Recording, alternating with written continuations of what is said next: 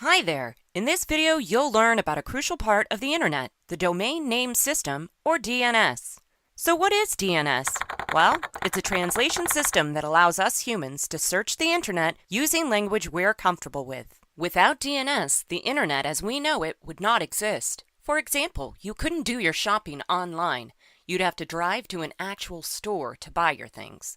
There would be no way to stream music or videos to your smartphone, and no way to video chat with a friend across the ocean, or even across the street. But what does DNS have to do with this? The Internet is made up of computers that are set up in large networks around the world. These networks are connected by a web of underground and in some cases undersea wires. Computers on the Internet communicate with each other using strings of numbers called Internet Protocol or IP addresses. IP addresses function like street addresses. They identify where a computer is located on the Internet and help guide the information traveling between computers. Now, it's one thing for computers to communicate using strings of numbers, but imagine if we humans had to memorize these seemingly random number strings for every single website we wanted to find. Not very realistic, huh? Well, because of DNS, we don't have to.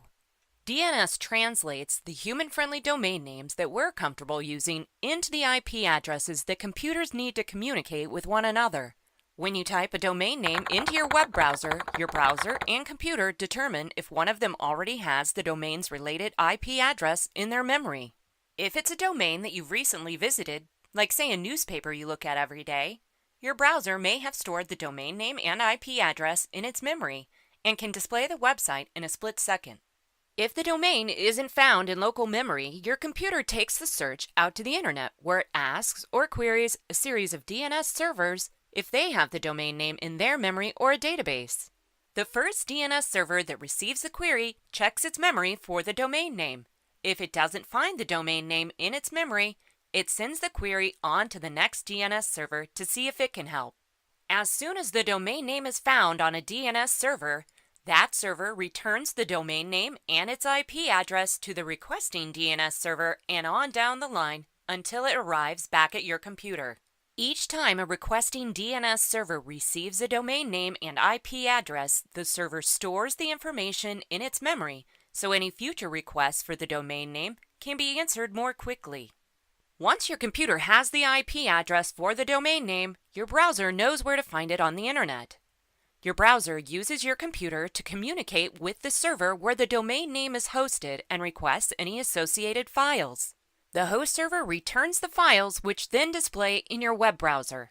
Our ability to use domain names to quickly and easily retrieve websites and files from the Internet is entirely dependent on this tightly integrated and tiered line of communication. So the next time you buy a pair of shoes online, listen to some music on your smartphone, or video chat with a friend on another continent. Remember, it's not magic that lets you do these things on the web, it's DNS.